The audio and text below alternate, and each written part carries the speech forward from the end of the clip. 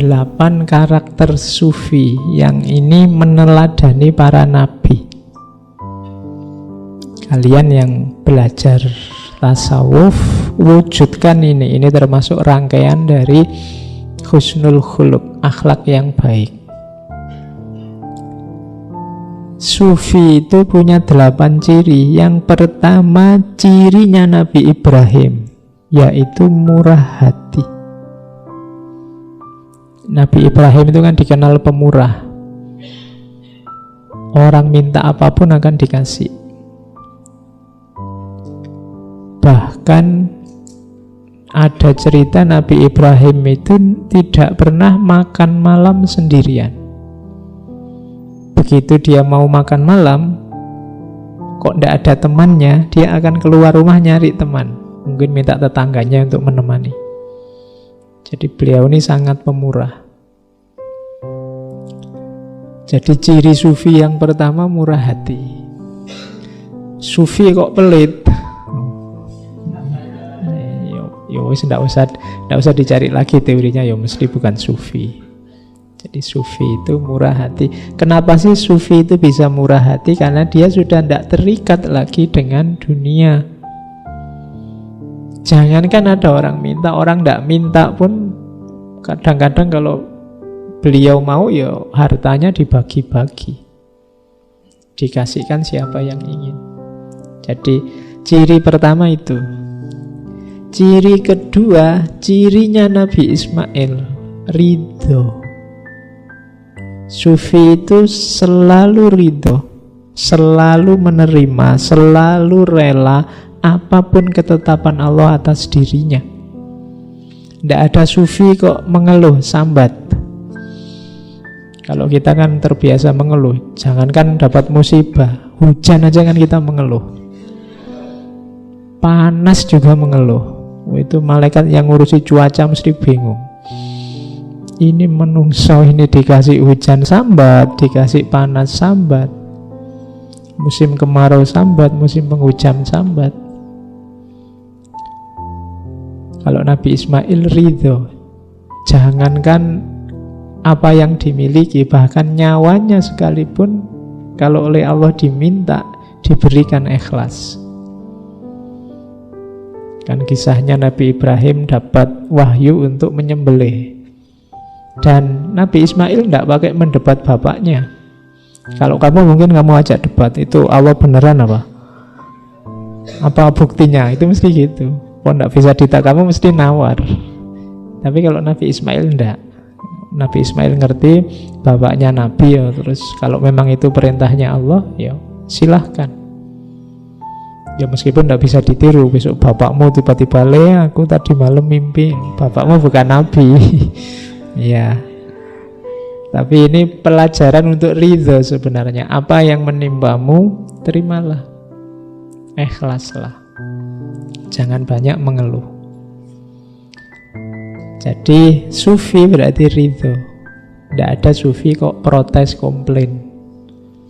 Ya Allah, aku sudah capek-capek berdoa kok tidak dikabul-kabulkan. Tidak ada begitu sufi.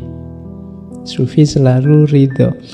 Yang ketiga, cirinya Nabi Yakub, sabar.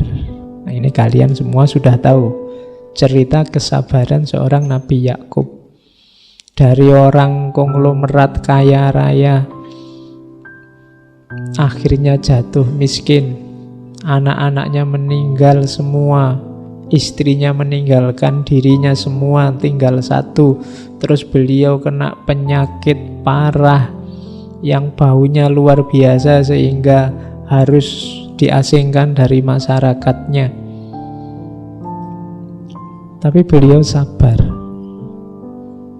Jadi sabar berarti kayak ridho tadi, tidak mengeluh, menerima semua yang ditimpakan Allah pada dirinya. Itu Nabi Yakub. Oke, yang keempat, cirinya sufi. Ini penting, yang keempat ini katanya Imam Junaid apa? Mampu berkomunikasi dengan bahasa isyarat. Sufi itu punya banyak rahasia karena mereka ma'rifat, ngerti macam-macam. ada banyak hal yang tidak harus disampaikan begitu saja pada masyarakat, nanti banyak mafsadatnya, seperti ceritanya Al-Hallaj. Maka sufi harus pinter-pinter berkomunikasi dengan bahasa simbol-simbol. Yang semacam ini pelajaran dari Nabi Zakaria. Jadi Nabi Zakaria itu tidak punya anak sampai usia 90-an. Kemudian berdoa, saking sabarnya berdoa, akhirnya dikabulkan oleh Allah ya di usia 90-an itu. Sudah sama-sama tua, istrinya juga sudah sangat tua. Begitu oleh Allah dibilang, kamu akan aku beri anak. Karena Nabi Zakaria terus tanya, buktinya apa? Buktinya adalah engkau ketika nanti berkomunikasi dengan masyarakatmu, kamu tidak bisa ngomong biasa semacam ini, tapi dengan kode-kode, dengan rumus-rumus. Illa romza. Nah, itu pelajaran dari sini menurut Junaid, rahasia-rahasia Allah yang dalam itu kadang-kadang butuh komunikasi yang simbolik. Makanya kalau istilahnya Ibnu Arabi kan ada creative imagination, imajinasi kreatif, simbol-simbol yang mudah dipahami. Makanya Suhrawardi pakai simbol cahaya, nanti mungkin sufi yang lain pakai simbol yang lain. Karena kalau diomongkan apa adanya, orang bisa salah paham. Nah, pelajaran dari Nabi Zakaria. Kemudian yang kelima, sufi itu harus tidak terlalu terlibat dengan masyarakatnya. Kalau dalam ajaran sufi ada istilah uzlah. Dalam filsafat kan ada asumsi bahwa orang itu kalau selalu berada dalam kerumunan, dia akan lenyap ditelan kerumunan. Dirinya sendiri bisa hilang ditelan kerumunan. Maka sufi mengajarkan uzlah. Uzlah itu coba menjauh sebentar dari masyarakatmu. Kalau kamu ada di situ terus, nanti lama-lama mana baik mana buruk di situ tidak akan kelihatan. Sekali-sekali menjauh sebentar, dipikir lagi dari jauh. Kalau kalian terlibat terus, nanti kalian tidak kritis, susah untuk refleksi, susah untuk muhasabah. Wong kamu sibuk terus di situ. Menjauhlah sebentar. Makanya para sufi itu kan dikenal dengan tradisi menenggang dunia. Menenggang dunia itu menjauh sedikit, biar bisa melihat dunia agak jauh. Kalau agak jauh nanti akan kelihatan wajahnya dunia yang sejati. Kalau sangat dekat tidak kelihatan. Orang itu ganteng apa cantik kan kelihatan kalau ada jarak. Kalau nempel hidung sama hidung, mulut sama mulut, itu tidak peduli sudah cantik apa tidak cantik. Wong tidak kelihatan. Kalau sudah tidak ada jarak itu sama saja. Jadi cantik apa jelek itu sebenarnya lebih sering urusan jarak. Jadi jaraknya harus pas. Terlalu jauh tidak kelihatan kamu cantik apa jelek, terlalu dekat juga tidak kelihatan. Jadi makanya ya, kamu yang tidak cakep tidak usah minder. Wong itu urusan jarak aja kok. Ya, biasa saja. Tenang aja, itu urusan jarak. Kalau kamu bilang, kamu kok tidak cakep, alah kamu lihat dari jauh kan nanti tidak kelihatan tidak cakepnya. Atau kamu nempel lo sini nanti hilang sudah tidak cakepnya. Nah, Nabi Yahya ini salah satu nabi pemuda yang juga meninggal di umur yang muda, meneladankan pada kita tradisi uzlah. Jangan terlalu dekat, terlibat dengan kehidupan sehari-hari sehingga mengacaukan kebersihanmu. Apa tidak boleh terlibat? Ya boleh, cuma jangan terlalu terlibat, jangan terlalu terikat. Itulah uzlah. Kemudian pelajaran dari Nabi Musa apa? Kesederhanaan. Isyaratnya pakai jubah wool. Wool zaman dulu ya, jangan bayangkan sekarang kan kain wool itu ya mahal. Tapi zaman dulu kain kulit binatang, menunjukkan kesederhanaan. Padahal Nabi Musa itu anak angkatnya Raja Fir'aun. Harusnya dia kayak pangeran, cara berpakaian, cara hidupnya. Tapi Nabi Musa lebih suka hidup sederhana.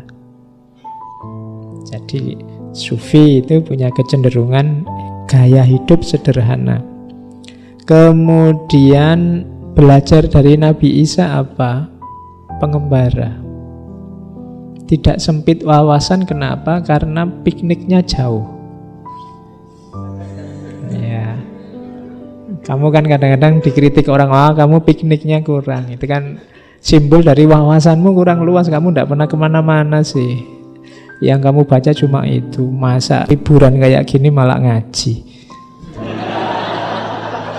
Iya. Mbok yo kalian itu rekreasi kemana biar ngerti macam-macam. Nabi Isa itu kan kalau dibaca sejarahnya kan beliau kemana-mana sama muridnya, jalan kemana, menuju kemana. Itu kalian tiru biar wawasannya luas, biar ngerti macam-macam. Kalau modalnya besar ya sana keluar luar negeri, sana ngerti orang-orang di sana ngapain, orang dari luar pulau ngapain, dari luar kotamu ngapain, kan itu. Biar wawasanmu luas, biar tidak sempit. Oke, kalau kamu bisa memberi manfaat dan kamu pengembara, kemanfaatanmu kan bisa dirasakan lebih luas. Kalau kamu hanya sempit saja, ya kemanfaatanmu tidak bisa luas. Jadi, jadilah pengembara. Para ulama zaman dulu kan gitu, hobinya kemana-mana. Kadang-kadang mencari satu hadis saja itu bisa jalan kaki sebulan. Ketemu ulama siapa, ketemu ulama siapa. Para ilmuwan zaman dulu ada tradisi namanya rihlah ilmiah. Rihlah ilmiah itu ya perjalanan untuk mencari ilmu. Tapi ini perjalanan untuk belajar ya. Kalau sekarang kan ada studi banding. Harusnya studi, tapi kan lebih banyak jalan-jalannya. Ya. Nah, pengembara. Dan yang terakhir apa yang katanya Imam Junaid jadi cirinya Sufi. Ini kita pelajari dari Rasulullah, Nabi kita. Apa? Rendah hati. Jadi Rasulullah itu dikenal Nabi yang rendah hati, tidak sombong, tidak meninggi-ninggikan dirinya. Itu ciri utama harusnya yang diteladani umatnya. Padahal penyakit besar kita hari ini kan banyak di antara kita yang kebalikannya rendah hati, apa? Tinggi hati. Merasa diri paling benar, merasa diri paling cocok, paling lurus, paling manfaat. Nah, itu berarti kita tidak meneladani Rasulullah. Bahkan Rasulullah itu karena tawaduknya pernah bilang sampai la tusayyiduni, jangan kamu sayyidkan aku. Itu sebenarnya ekspresi tawaduk ya, meskipun kita sebagai umatnya ya tetap menghargai beliau. Jadi ekspresi ketawaduan. Ajaran Islam itu kan banyak mengajarkan tawaduk. Sebagai tamu kita disuruh ad-dhaif kal mayyit. Nah, kita posisinya kayak mayit, itu tawaduk. Tapi sebagai tuan rumah kita disuruh tamu itu perlakukan kayak raja. Kamu ndak usah tanya, lu tamu itu harusnya kayak raja apa kayak mayit, Pak? Kalau kamu sedang bertamu, posisikan dirimu kayak mayit. Diapakan saja sama tuan rumah, dikasih apa saja, disuruh apa saja, manut. Tapi kalau pas kamu sebagai tuan rumah, jangan merasa bahwa kamu tamu berarti harus kayak mayit ini. Enggak.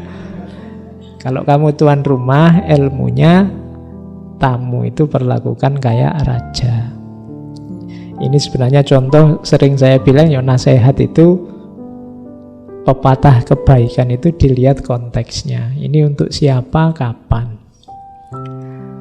Oke, jadi itu sifatnya Sufi. Kenapa banyak orang suka pada Imam Junaid? dan tidak terlalu kontroversial sebagaimana sufi-sufi yang lain, karena dalam Imam Junaid ada mempertemukan syariat dan hakikat. Jadi batin ya, tapi tidak batin saja, karena batin itu punya jembatan lahir. Katanya Imam Junaid, ilmu kami diukur dengan Al-Quran dan Sunnah.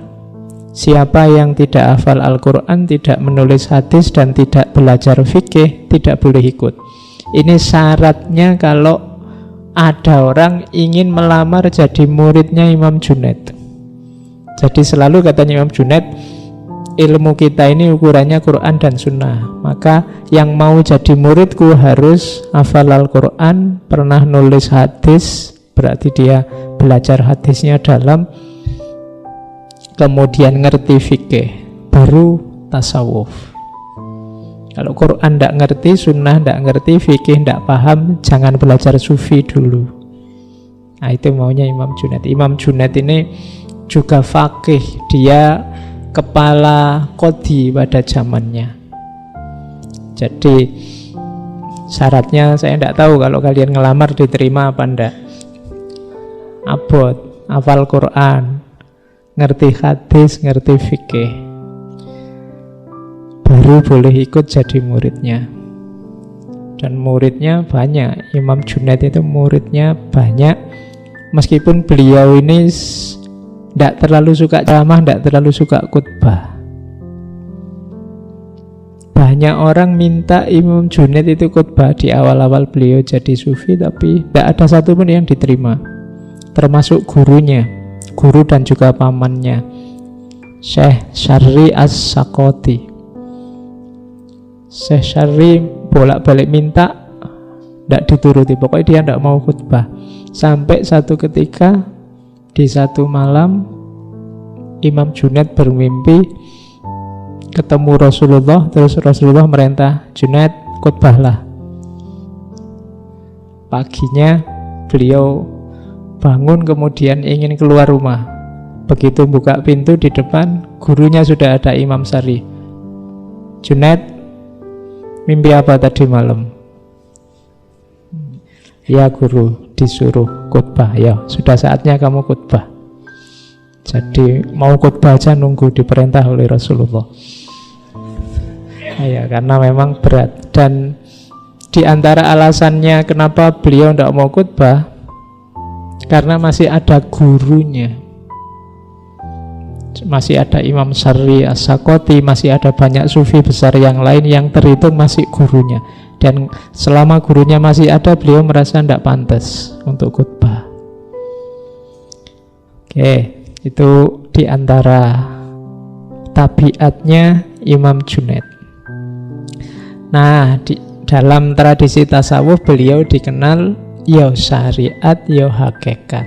Tidak boleh syariat saja. Jadi beliau kadang-kadang mengkritik sejumlah sufi yang sering membuat kontroversi, termasuk muridnya Abu Mansur Al-Hallaj. Al-Hallaj itu muridnya Junaid. Kenapa beliau mengkritik para sufi yang kontroversi itu? Bukan karena anti sama ajarannya, tapi menurut Imam Junaid kontroversi satohat yang kontroversial itu hanya bikin rumit, hanya melahirkan polemik, kadang-kadang terus ditunggangi penguasa. Orang awam itu levelnya tidak sama dengan para sufi, katanya Imam Junaid. Kalau diberi hal-hal yang kontroversi mesti rame terus gegeran. Nah, kalau sudah penguasa masuk, ini bisa dipolitisir, entah yang pro, entah yang kontra. Maka katanya Imam Junaid, sebaiknya para sufi tidak memproduksi gagasan-gagasan yang kontroversial, yang hanya nambah masalah saja. Oke, Ini yang membuat nanti tasawufnya Imam Junaid banyak disukai, karena beliau tidak meninggalkan syariat. Ada cerita, jadi ada seorang muridnya yang menyatakan, ngutip dari sufi yang lain, bahwa orang itu kalau sudah sampai level makrifat bisa melakukan apapun termasuk meninggalkan kewajiban. Mungkin kalian pernah dengar ya, ada kalau sufi itu wis ndak wajib sholat. Kalau levelnya sudah, makomnya sudah makrifat, itu yang kewajiban-kewajiban itu sudah saatnya ditinggalkan, sudah ndak level. Jadi kalau ada temennya, kamu sholat, oh kok kamu ndak sholat, ndak levelku sudah. Ya, kan kita sering gitu mengkritik orang, merendahkan orang dengan kalimat ndak level. Saya kemarin ada yang bilang, kok masih cari kebenaran Pak? Loh kenapa? Kalau saya sudah ndak level. Kayaknya kan apa-apa dianggap ndak level. Oke, kamu kok puasa Ramadan? Kalau aku ndak level. Kan ada memang sufi yang punya pandangan semacam ini. Nah, Imam Junaid terus bilangnya apa? Jawab muridnya tadi, ini bagiku adalah satu pendapat yang berbahaya. Kamu jangan ikut pendapat itu.